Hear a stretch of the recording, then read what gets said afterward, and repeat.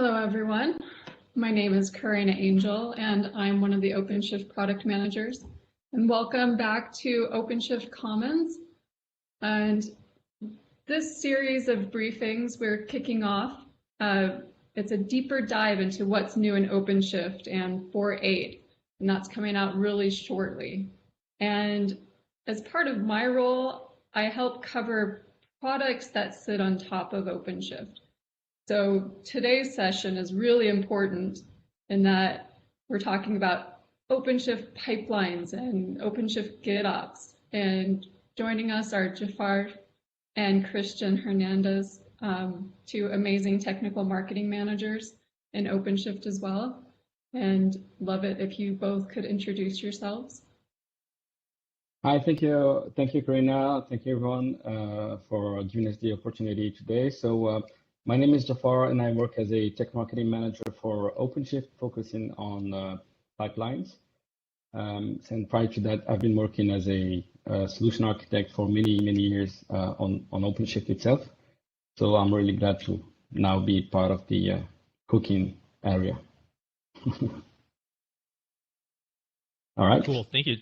Yeah, cool. Thank you, Jaafar. Hernandez, similar background to Jaafar, technical marketing. I focus on GitOps, and also, again, like Jaafar said, I was also an SA for a long time on the OpenShift product. So I've seen this product grow so much, and now excited to be part, as Jaafar said, as be part of the kitchen on the backside. Nice, all right. Thanks. Yeah, go ahead. Okay, so yeah, let me go ahead and share my screen, and please let me know if it all works fine. Good. All right, so in this first section, we're going to speak about OpenShift pipelines. So it's, as most of you OpenShift lovers already know, we have been providing CI/CD capabilities on top of the platform for a long time. But we've had a really interesting feature cooking up for a while on the platform, and we've been happy to announce it as GA in early May. So this is what we are going to cover in more details. But before diving into the specifications of what it does, let's have a quick refresher on what happened in the DevOps space for the last few years. So yeah, we all know that DevOps is a key approach to be able to deliver high quality applications into production in a very fast pace and to cope with the customers' demand and requirements. So and the part of the DevOps approach was a pillar around continuous integration and continuous delivery. So both those processes or methodologies were at the heart of making everything as automated as possible, from building the application, running the different integration tests and security checks, etc., until releasing the pipeline. So traditionally, there's been maybe separate tools that do continuous integration with things like Jenkins, and other tools specializing into more the latest phase, which is the actual deployment of the application into different environments. And when we go from building the application to deploying it in an automated way, that's what we call the ultimate continuous delivery. And if we look at how things have been done for the past maybe 10 to 15 years, so there were some long existing solutions around continuous integration with things like Jenkins. And as you all know, OpenShift has provided those capabilities for a long time. But as we saw the space evolve into different directions, we wanted also to make the OpenShift the perfect platform to run not only the traditional CI workloads or CI/CD workloads, but also embrace new Kubernetes native ways of doing CI/CD with things like Tekton or OpenShift pipelines that we will be speaking about today, or even embracing GitOps approach, as Christian will be show it later in this presentation. So OpenShift has evolved to embrace a new way of doing sort of DevOps things on Kubernetes itself. And that's what we call OpenShift pipelines as being the product that we provide on the platform. So let's go back on what happened in the last, I would say, 10 years of doing CI/CD and trying to enhance the not only the tooling, but also the way of designing and thinking about the CI/CD pipelines. So if we look at the traditional way, things were designed for a different space. Containers did not exist yet. And CI or CD basically revolves around having a dedicated set of tooling that you install, that you deploy on different environments, that you size to be able to have multiple pipelines running at the same time. But those solutions themselves were monolithic applications for the most part. And they were not really, I would say, designed to fit with the cloud scale. So having thousands of pipelines running at the same time in different environments, etc. So of course, you had this ability to deploy what we call agents that are capable of doing on-demand tasks and then scaling up in some sort of capabilities, the CI pipeline.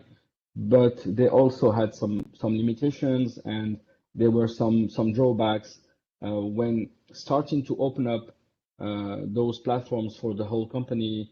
Then you started to have things like colliding versions of pipelines or plugins or agent versions and stuff like that, where some projects needed some capabilities and some other pipeline projects needed some newer capabilities, for instance, but they couldn't upgrade because they were facing some collisions or incompatibilities between all the plugins or extensions that they needed to run their applications.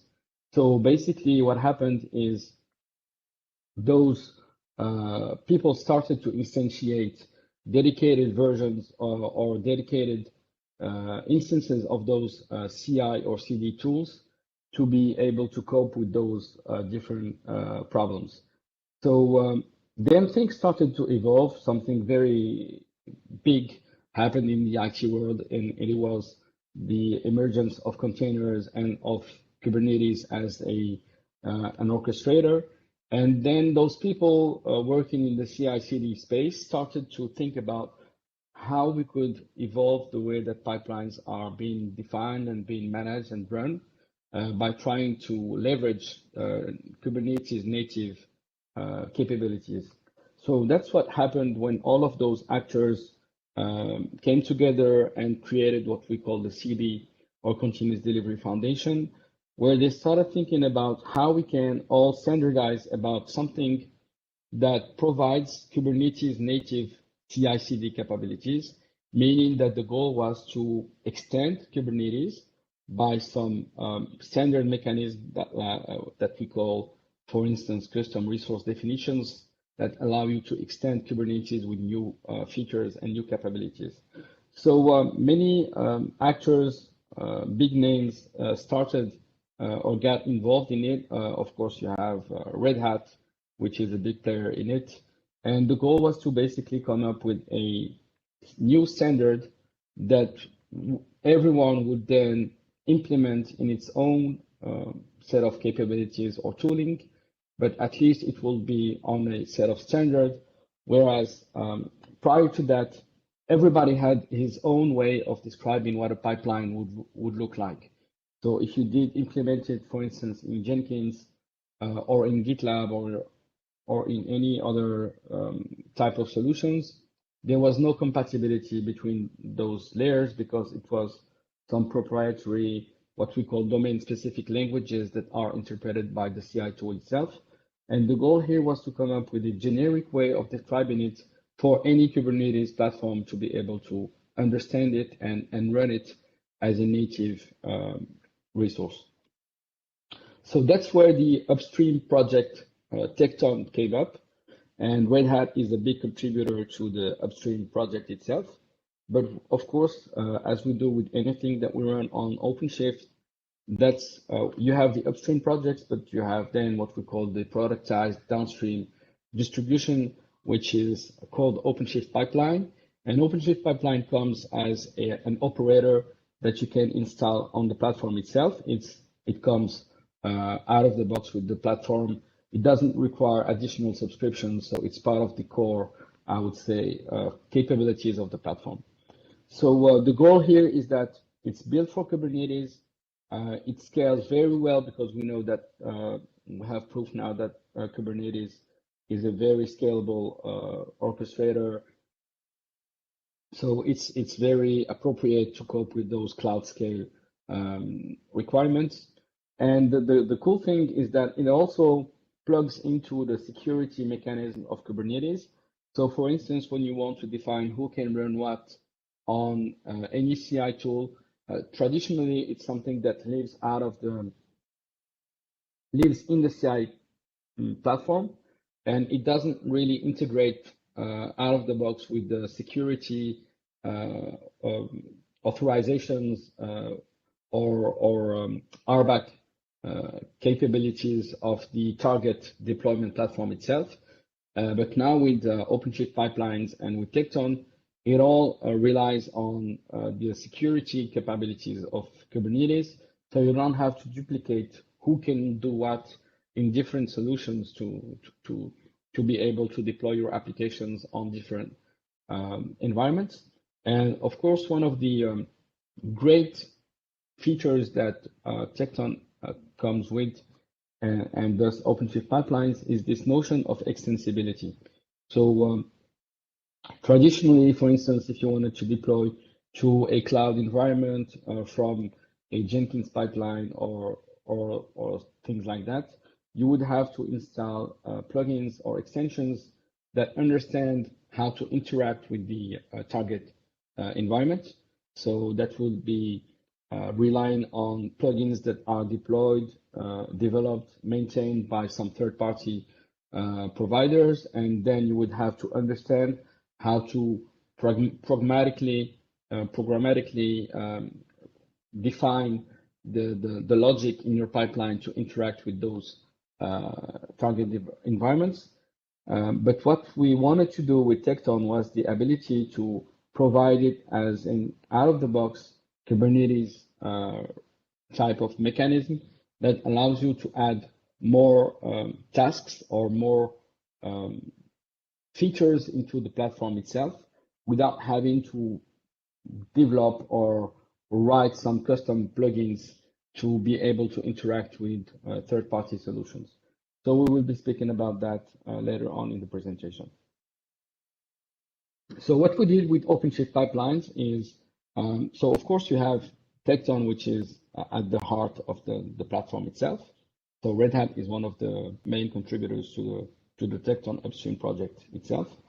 But what we do is we have productized it in OpenShift pipelines. So we have a native integration with the OpenShift console where you can not only run and see your pipelines being executed, check the logs graphically from this console pipelines view, but you can also design the pipelines from the OpenShift console. So if you have never played with Tekton yet, it's very YAML heavy. So you have to write your pipeline tasks in YAML to describe what you want to do, what task comes after which one, or in parallel, etc. So it takes a heavy. So you basically need to be a YAML black belt to be fluent with it. So what we wanted to do is give our users the capability to create and design their own pipelines without taking care of the YAML back office things. And the OpenShift console does then generate whatever YAML resources we need. So it gives you all this flexibility to start with something easy and neat from the UI. And then if you wanted to go into more sophisticated modifications, you could switch to the YAML view and then add whatever you wanted from the YAML perspective. So everyone can find something interesting for them. So one of the major improvements then is we don't need a CI or CD solution anymore, because if you've been looking at how things evolved over the last maybe four years, so some vendors started to provide containerized versions of their solutions, and there's nothing wrong with it, but it required some administration. You had some overhead in the way that you had to deploy the solution, upgrade it, maintain it, and cope with whatever I mentioned in terms of incompatibilities and such things. Now, Kubernetes becomes the running CI/CD platform, and it understands natively what the pipeline is, etc. So I will be speaking about that in more details just in a few slides. So that's one of the I would say the great improvements, is that you don't need to install any CI or CD solutions anymore. It's already, it becomes part of the OpenShift platform itself. So there's a lot of interest in the communities and outside world, and people started to create their own tasks for this Tekton ecosystem. So basically, I'm a third provider and I want to integrate with pipelines. Then I can create my own set of tasks that I publish and make available to anyone who wants to use them. And we will be seeing that. So that's what we call the Tekton Hub. So we will be speaking about that in more details. So let's have a very high-level overview of what it brings into Kubernetes and how it all works together. So basically what it does is that it enriches Kubernetes with few new concepts. So the main ones are a pipeline, then you have a task, and then you have a step. So a pipeline is basically a graph that describes the overall workflow that you want to achieve. And it's comprised of different tasks that are run either in sequence or in parallel. And now Kubernetes starts to understand this notion of pipeline. So if you're familiar with Kubernetes, you know that this kind keyword describes the type of resource that you are handling with things like pods or services. So these type of native Kubernetes things.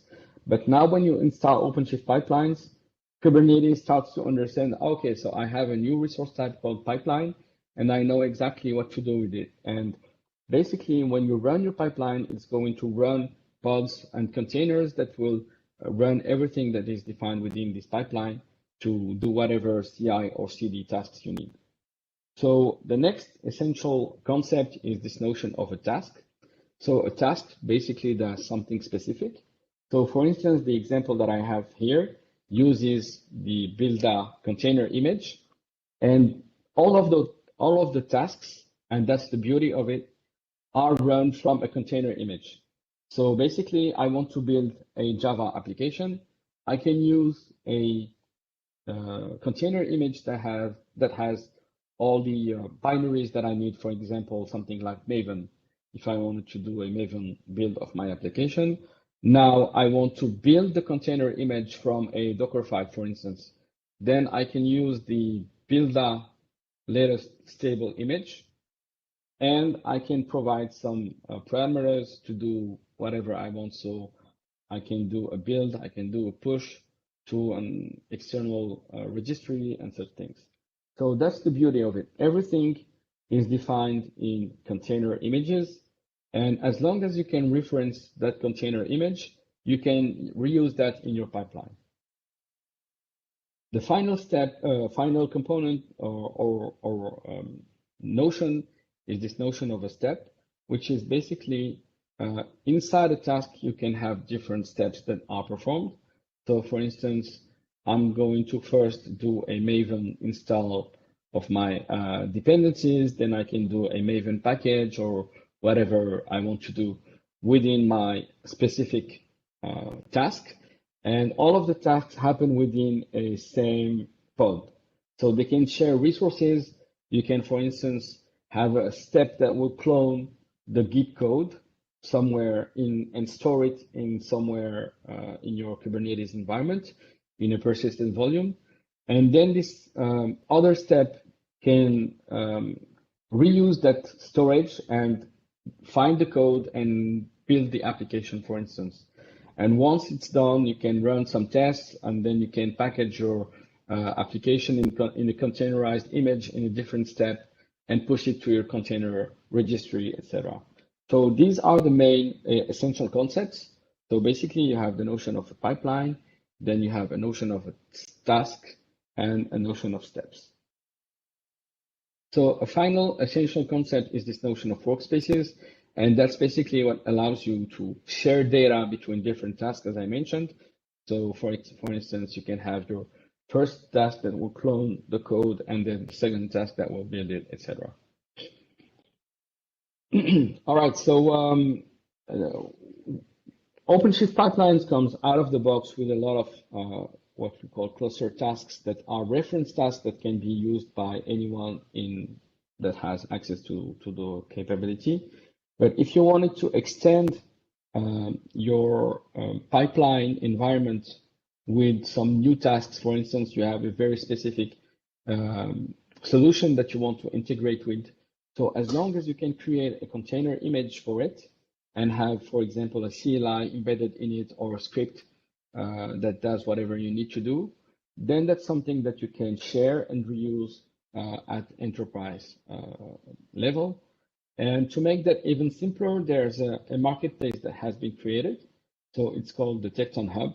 And basically, it's a marketplace where people create those container images and tasks that can perform specific items. So for instance, Christian will be speaking about OpenShift GitOps, which relies on a solution called Argo CD.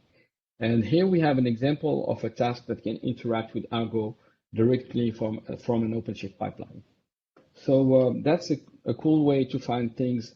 So you can start looking for instance, you want to run Ansible from your OpenShift pipelines, or you want to integrate with AWS. You can first look in the Tecton marketplace to see if there's something there.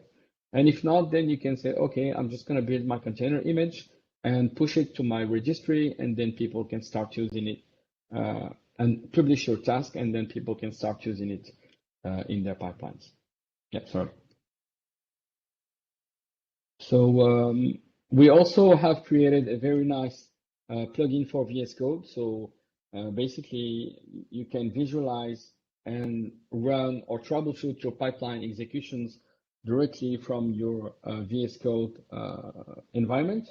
So you don't have to switch back and forth from your development environment and OpenShift if you wanted to remain focused on your development tasks.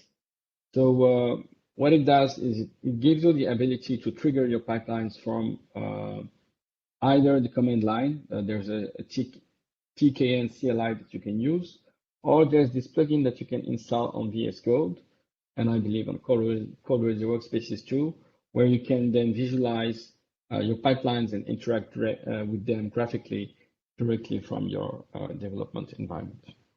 So that's about the GA feature that we brought to OpenShift in early May. I believe it was on May 3rd. So that was the first GA release of the OpenShift Pipelines operator. But now there are also some new improvements coming up with OpenShift 4.8. And this is a feature that I'm really excited about. It's called Pipelines as Code. And basically what it does is it allows you to define your pipeline as code inside your source code repository. And once you have an event that gets triggered on the repository, for instance, a pull request or something, it's going to look for the pipeline definition within the repository of the application, and then it will trigger the pipeline automatically on the platform. So that's a very nice feature, and I have a couple of slides or one slide that goes into more details about it. So that's a very cool feature. It's in dev preview for the moment, but it's going to be very interesting, and there's a lot of, I would say, interest to make it go to tech preview and then GA in the next releases. So it takes some things like GitHub Actions, where you basically define whatever logic you want within your same repository of your application, and then it gets triggered automatically when specific events are triggered. So yeah, this slide explains into more details how it's structured and how it works. So basically, you will have your application Git repo where you create a .txt folder where you define the pipeline that you want to be executed. And you will define in the pipeline what type of events are going to trigger the pipeline. So when that specific event happens, for example, a pull request, this is going to instantiate the pipeline directly on OpenShift, and everything will be run on demand as containers and pods on the top of the platform. And once it's done, it can also auto-prune itself if you had too many instances that had already been run and things like that. So you keep your execution history clean if you only want to keep the last 10 runs or something like that. So let's have a look at an example where we can see how this upcoming feature will be implemented. So basically, I have this source repo, and in there, there's a .txt folder. And basically what it says is, whenever I have a pull request, here's the pipeline definition that needs to run. So basically it says whenever there's a pull request on the main branch, then you have to run this specific pipeline. So now I don't have to set up as a developer anything on my OpenShift namespace, because once I'm going to trigger that specific event, so it can be a tag push, it can be a release, it can be a pull request, again, as mentioned here.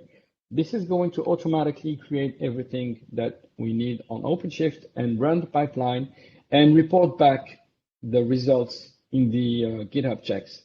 So there's a bidirectional interaction where the stuff runs on OpenShift, but at the same time, it does update the GitHub status so we can see what steps are being run.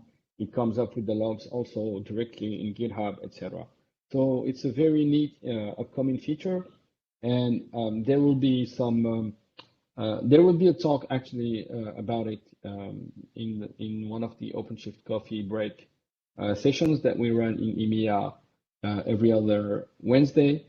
So we'll keep you posted whenever we have new material on that.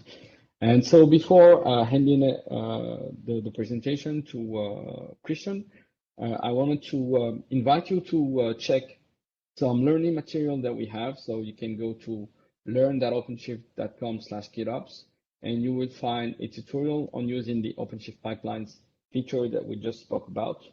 So it's a hands-on scenario where you can play with it. It will instantiate an OpenShift instance for you on the fly, and then you can try it and see how it works. So thanks again. I hope this gave you an overview of all of the nice capabilities that we are adding to OpenShift in terms of Kubernetes native CI/CD. And one of the key aspects of it is how we can have that continuous feedback when we deploy applications into production. We don't want to see it as something that is done one shot and then your application lives on its own. There's a more sophisticated way of getting information from what's actually running in production and making sure that the lights stay green. And that's what Christian will be speaking about now in the OpenShift GitOps section. So thank you very much. And now it's off to you, Christian. Thanks, Jaafar. Let me share my screen. Let me know when you can see my screen. give me a holler here. Yeah, it's fine. You can go. Sounds good. All right, cool. Thank you, Jaafar. So yeah, again, name's Christian Hernandez. The technical marketing, one of Jaafar's counterparts here, and I'm going to be talking about OpenShift GitOps and what we've been doing, what's new, and then what's up and coming. I'm going to be going pretty fast to try to power through some of these things so we can get to your questions. So again, feel free to drop questions in the chat, and we'll get to them at the end here. Before I actually talk about OpenShift GitOps, I want to actually talk about GitOps itself. Because I want to abstract the way to get what the GitOps is as a practice first, before we actually dive into the tool and what that provides for you. But what is GitOps? And GitOps is a purposely bad term, right? It's supposed to be kind of like an earworm term. It's supposed to be it's meant to be a catch your attention kind of deal, but there is an actual practice behind it. From a 10,000 foot view, and in the next few slides we'll dive a little deeper. But from a 10,000 foot view, you're using Git as the source of truth, meaning that not only are you storing your application data, not only are you storing your infrastructure, right? Kubernetes manifests in there, but you're just infrastructure in general, right? The entire platform is described in a Git repo, and you treat everything as code, meaning that brings me to like this last point here is that you're doing everything via Git workflows, right? So currently developers, right? They're doing things like, I want to make a change to some code. Let me do a PR. Well, now operations, right? The operation folks, their experience is going to be the exact same way, right? I want to add a new Kubernetes node. That's a PR. I want to scale the infrastructure. That's a PR. I want to build a new cluster. It's a PR, right? And so you're doing everything via a Git workflows in something that is understood generically in the industry. So, but diving a little deeper, right? I want to talk about the GitOps principles itself, right? Removing, again, not talking about any tool, any specific implementation of GitOps, but we're just kind of talking about GitOps principles and what it is, right? Someone asked me, is GitOps just a buzzword, or is it an actual thing? The answer to that question is yes. To both those questions is actually yes. Two things can be true at the same time. It is purposely a buzzwordy word, but it's actually an actual thing. And I'm a member of the CNCF Open GitOps SIG, right? So it's kind of like a subcommittee or a sub SIG, I guess, in the application delivery SIG in the CNCF, where as vendor neutral group, right, comprised of people from Red Hat, right, myself from Red Hat, Weaveworks, Amazon, Microsoft, CodeFresh, we got together and we want to have a driving principles to what GitOps is, right? So putting this really simply is that one, a system's desired state must be declarative, right? So we're talking about a declarative state, right? Fits really nicely into cloud native architecture of Kubernetes. So in order for you to be doing GitOps, you have to have a system desired state must be declarative, right? So this kind of goes to the idea of infrastructure as code. So if you're doing an infrastructure as code, congratulations, right? You already hit that first pillar, right? The first principle here. So number two, your definitions, right? Everything that you're storing has to be immutable, right? Or also known as keep it in SCM, aka Git, right? This is where the Git in GitOps comes from. But it doesn't have to be Git, right? It can be SCM, but the idea is that you want to be able to keep track of things using Git workflows. Those versions have to be immutable. And so this is why a Git fits really nicely in here. And number three, and I believe this is key, this is the most important principle, and this is what differentiates it from things like an event-driven architecture, right? So you can have infrastructure as code, but it's, you have things that are more event-driven. this is what separates GitOps from more like a traditional DevOps practice, is that you have the state is continuous.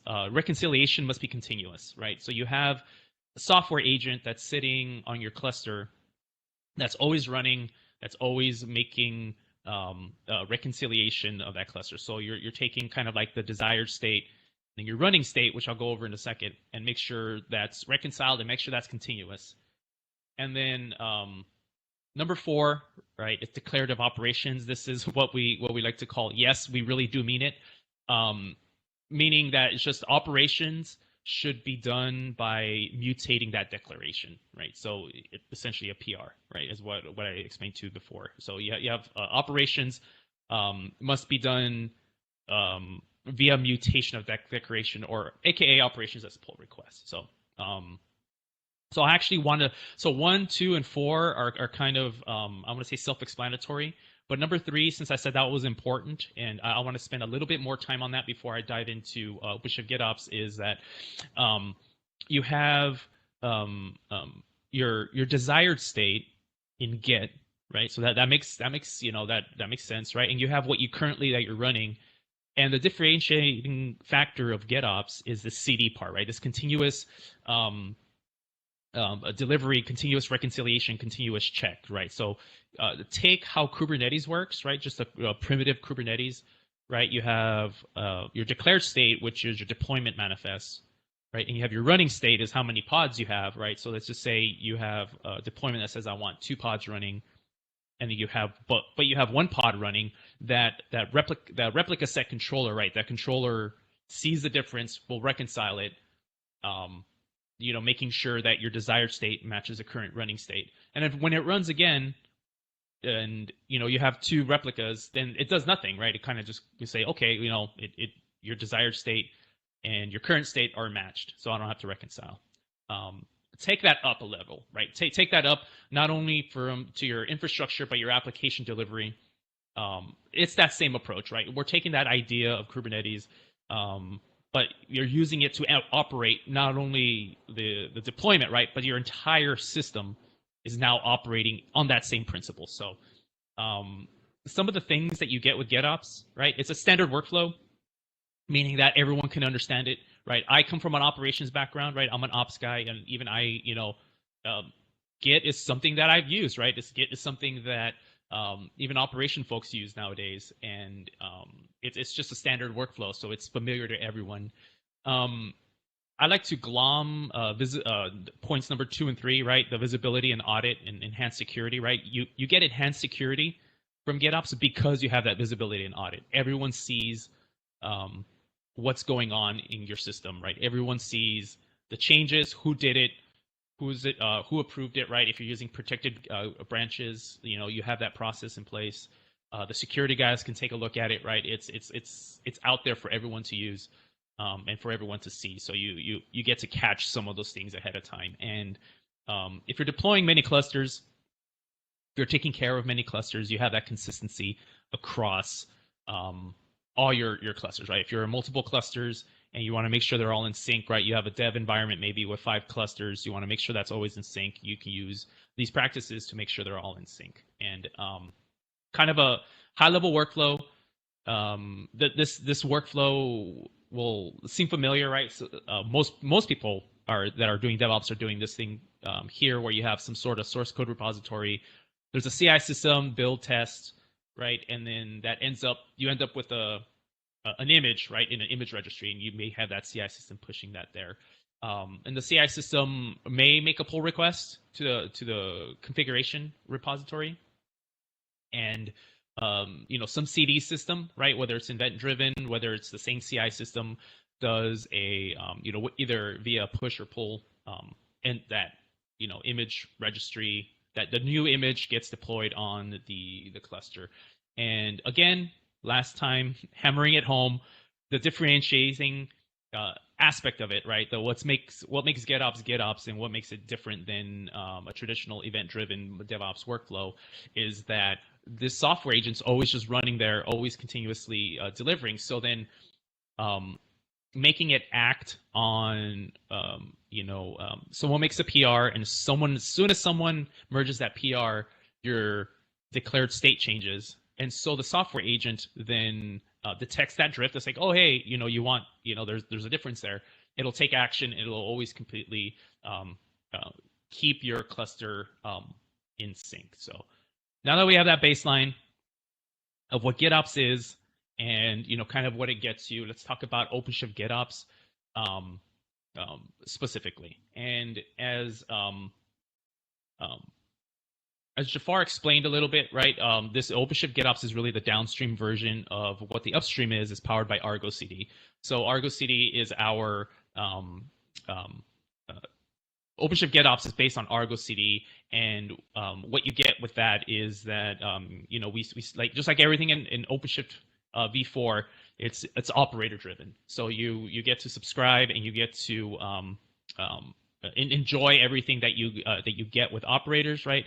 You get the automated upgrades for the operator, multi-cluster config management. You get this opinionated GitOps bootstrapping with this downstream version, productized version of Argo CD. So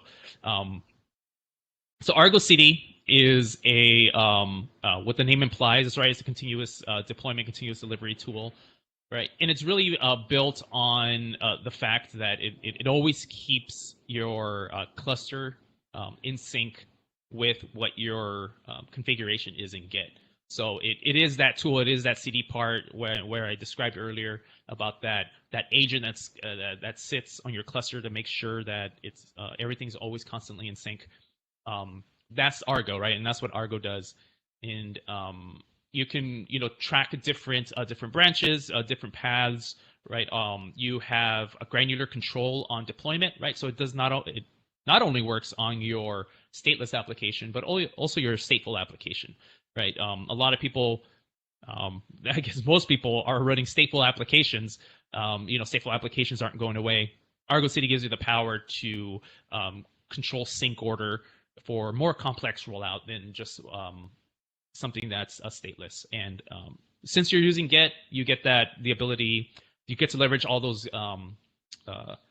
Git workflows, right? So if you're gonna need to roll back, you can roll back just by changing the Git commit. You can roll forward, that sort of thing. Argo CD has built-in templating, right? So I'm a fan of not dry, right? Don't repeat yourself. I'm a fan of since you're syncing YAML, you don't want to copy YAML over and over and over and over again, that same YAML. So there's templating support using Customize and Helm are two of the big ones. Other ones are JSON, but I think most people either use Customize or Helm. I'm a big fan of Customize. I use it all the time. And you get to visualize, right? So Argo CD comes out with a nice UI that lets you visualize how your application is spread out throughout your environment. And speaking of how you're deploying your applications, with OpenShift GitOps, you got kind of flexible deployment strategies to fit whatever needs that you have. You have sort of like a central, like kind of a push, right, hub and spoke sort of design, where you have Argo CD sitting on a cluster somewhere. It's managing multiple Git repos, and it's deploying those out to multiple clusters, right? Whether it's OpenShift or Kubernetes itself. You have the cluster scope, which is probably what most people use. Is the one I use a lot. Is essentially you have an Argo CD installed per cluster. So you have an Argo CD sitting. If you have 5 different clusters, you'll have 5 Argo CDs. And essentially the scope of the Argo CD deployment is that cluster itself. So it takes care of that entire cluster. With OpenShift GitOps, you have what we call the application scoped, where this is the multi-tenant deployment method of Argo CD, where you have team A and team B managing an application stack that may spread through multiple namespaces on a single cluster, or you can use Argo CD for that deployment. So this is that CI/CD, that last mile CD aspect of Argo CD, where you have Argo that's deploying to a few namespaces and controlling a few namespaces. and team A and B may or may not know about each other, right? So they may or may not necessarily care about each other. This is like the multi-tenant deployment as well. So so we have here. So before I explained the opinionated bootstrapping for Argo CD, right? So this is dev preview. What we call the GitOps Application Manager, or CAM, right? KAM. So this here is the idea is it's supposed to take you from 0 to GitOps, right? So if you can imagine, I'm a developer, I'm starting a new project, but it's just a greenfield. I want to be able to do things in a GitOps friendly way. Where do I start, right? What are the best practices? And the idea is that this bootstrapping gives you that best practices out of the box. So it's an opinionated way, right? You do a CAM bootstrap, and it'll build out the directory structure and the configuration. You provided information about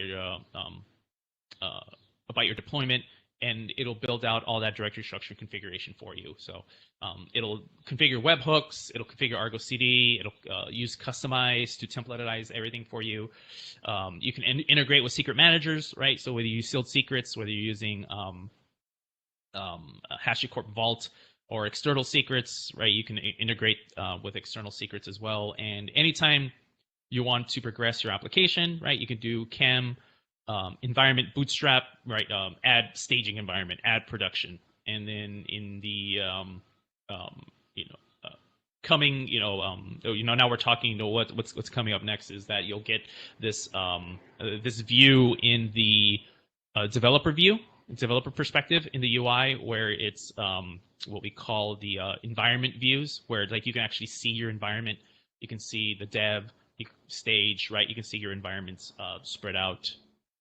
Fully integrated into the UI. And so this is kind of what you get, right, with CAM bootstraps.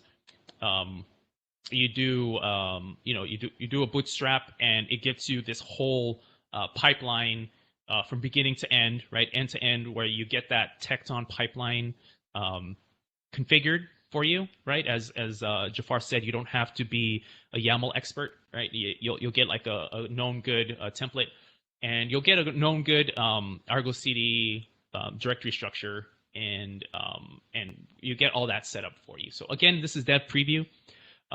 If you look up GitOps Application Manager in Git, you can see all the changes we've been making. The famous saying goes, feedback is welcome, PRs are welcome. It's something that's ever evolving and currently in dev preview. So with that being said, I do want to talk about what's new in 4.8, right? So we released OpenShift GitOps in the tail end of 4.6, 4.7. I think it's 4.7. Sorry, 4.7. We're moving to 1.2, right? So we did 1.1 and 4.7. We're going to 1.2, 4.8, and some of the things that we're adding. Well, what's going to come out of the box is the integration with Red Hat SSO, Keycloak. For those using the upstream, is that essentially now all that's a manual process. You have to spin up Argo CD, you have to spin up the SSO. You have to actually do the connection to yourself and make sure everything's all set up correctly. Now that's out of the box. The operator does that for you. Again, OpenShift v4 operator based. So we threw that out of the box via the operator now in 1.2. The Argo CD, again, the privilege configuration, that's been simplified, where you can actually give you can actually kind of hand the keys over to your namespace, right? So if Jaafar has Argo CD set up for his CD, and I don't really want to manage the CD part of it, I just want someone to do it for me, I can actually annotate my namespace to let Jaafar's Argo CD manage my namespace. So it simplifies the privilege configuration for Argo CD in 1.2. Again, enhancing the environment view in the dev perspective on the OpenShift UI, so you can actually see your application as an application versus namespace driven. So you can actually, if you have an application that spans many namespaces, you can actually manage that application centrally without having to switch context that way. So one of the big things that's coming in 1.2, one of my favorite things is ACM and Argo CD integration. There's going to be tighter integration with ACM and Argo CD. So for instance, ACM will now recognize that you're using Argo CD and will pull that topology view into its UI. And also it'll have native support for things like application sets, where you can actually define application sets from the ACM level and have that bleed down into your managed clusters there. So it's going to be really, really tight integration. So some of the things that's up and coming, right? So some of the things that we've done, we went GA on the second half of this year, right? Again, I just talked about what's coming in 1.2, 1.3. It's going to get even better, right? At the end of this year, beginning of next year, we're going to have the namespaced Argo CD. So remember that deployment mechanism of the namespaced version of Argo CD. You can use OpenShift's authentication with that as well. We're going to have OpenShift GitOps on dedicated, right? So we're making updates to Argo CD, so that way you can run it on OpenShift dedicated. And we'll be able to build also, one of the cool things is that Helm charts will be built into the application delivery manager, or CAM, right? Where you can actually specify Helm charts, right? So with the CAM now kind of becomes a centralized tool for managing your CI/CD process. So, so I do want to leave some time for questions, right? And we're approaching the top of the hour, so I do want to say thank you. And if you want to learn more about GitOps, there is learn.openshift.com. What Jaafar said, right? /GitOps. You'll learn about Tekton. You'll learn about Argo CD. You'll see how all those pieces fit together. Catch my I guess bi-weekly show, GitOps Guide to the Galaxy. If you missed past shows, or if you want to see what we've been talking about with GitOps, is red.ht/GitOps. Go there. You'll see the playlist. There's tons of content for you to watch over the weekend. So with that, you'll stop sharing my screen. Maybe we'll see if we had any questions. Thanks, Christian. That was like a whole load of information. Yeah, it's a brain dump. It's awesome. So the goal is actually, could one of you bring back the resources up on the screen? There is a question about, Argo CD resources, and just so people can. Oh yeah, so so I first rated same as you, as like learning resources, but I think the question was if you have some resources as actual pods or services that are stuck and you wanted to troubleshoot what's going on. So Christian, did you see the question, or? I did not see the question. I was in presentation. Right, what was the question? Yeah, so check the chat. The question is are there any resources? So these are not educational resources. Are there any resources that explain how to, actually it is, troubleshoot an Argo CD app that's stuck in sync status and the information provided by Argo CD is not enough? So this is like, a troubleshooting question. Yeah, this is a troubleshooting question. So I'll be the first to admit, and we are working on this, is that there's documentation is kind of lacking, both upstream and downstream. We did hire a lot of people, and they're ramping up to do documentation, both upstream and downstream. So that's coming. Some of the things that Argo CD provides, you really have to go down deep into the weeds, meaning that you have to look at the controller. There's a lot of controllers in Argo CD. There's a controller for the Git repo, and there's a separate controller that actually does the sync, and there's actually a separate controller that does application sets. So you have to kind of try to figure out where the problem is. First of all, if it's Argo CD specific, it'll be in one of those operator pods. You'll get a log The logs are Yeah. pretty verbose, so there's plenty of information there.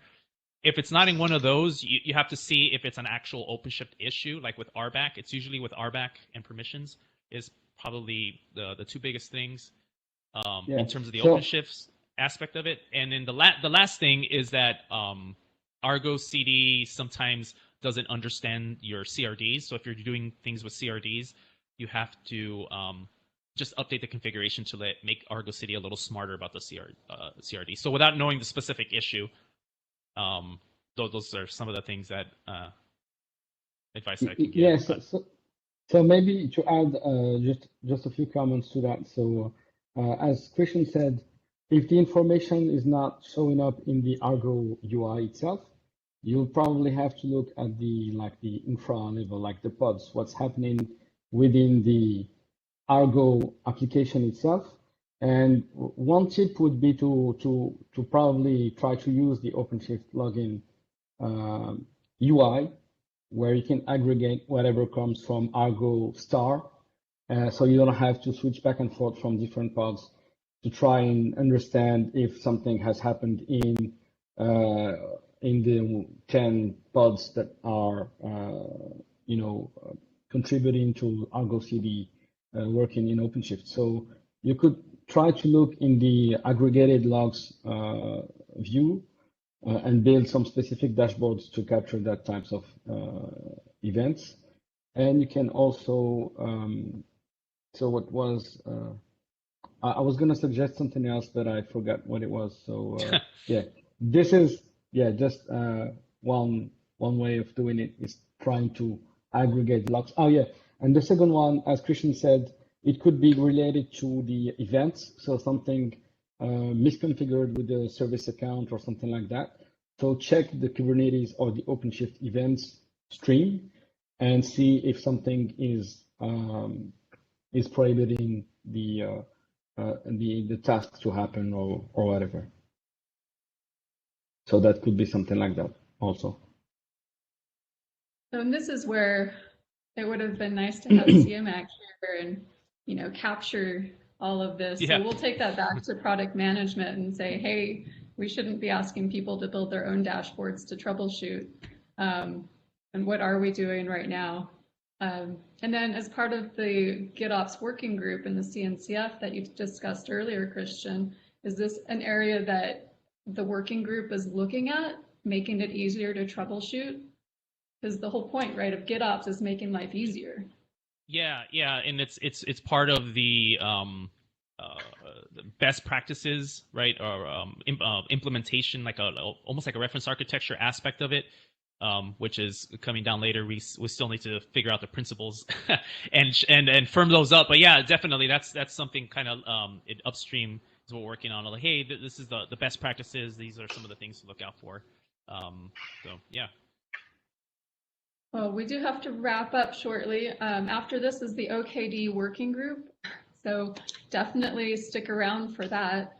But as far as some last minute thoughts, Jaafar and Christian, integrating OpenShift pipelines, GitOps, or what would you like to leave everybody with?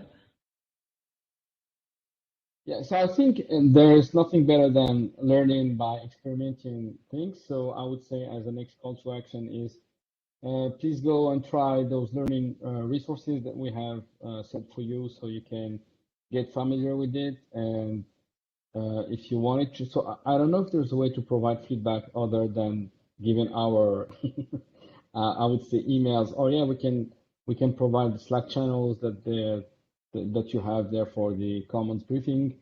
If you wanted to provide some feedback, then we can have a look at it there. So yeah, I would say that's the call to action. And check Christian's regular GitOps show, and I'm setting up a new show that we just started like 2 sessions ago on Tekton. So you can also subscribe to it and learn new things on Tekton and OpenShift pipelines. I would say every other week. Yeah. Nice. So just kind of echoing what Jaafar said. Start off slow, because as you progress, you'll find it, especially with GitOps for me, my opinion changes as I learn more and more and more. And so so it's an evolving thing. So definitely try it out yourself, and some of the things that we put out for you guys. Awesome. Thank you. And thank you everybody for joining us. And next Tuesday is another deep dive into what's new in OpenShift 4.8. So please join us again, same time. Thank you both. And Chris will see us out.